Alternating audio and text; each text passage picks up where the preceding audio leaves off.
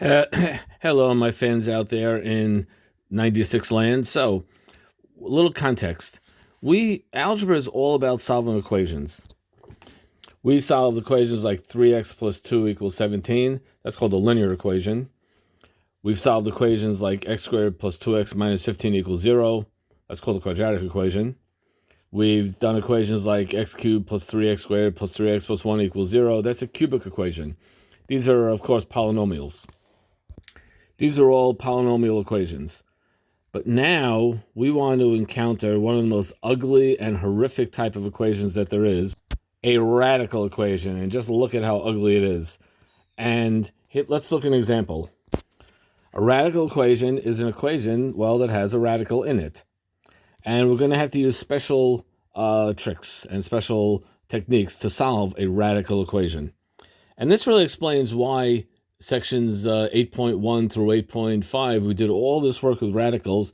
And yes, someone pointed out very wisely that it seemed to have no context.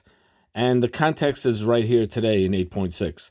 We had to learn skills of how to deal with radicals so that we could use these skills to solve radical equations. Because again, that is what algebra is all about, solving things, solving equations. And when these equations might come up in real life, it depends on the situation.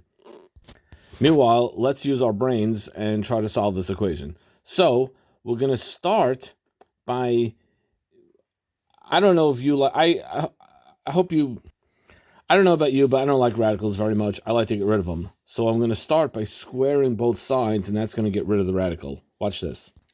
If two things are equal, and if I square them, it should also be equal. Now what happens? What's going to happen is that the square and the radical are going to sort of cancel out. This square is going to turn the 8 into a 64. So let's go. And that's exactly what just happened. The square and the radical canceled. That became plain 5x minus 6. The 8 squared became 64. Now I'm going to solve like I always do. Add 6 to each side, so 5x equals 70. Divide both sides by 5, so x equals 14. Now all I want to do is check this into the, see if it actually works.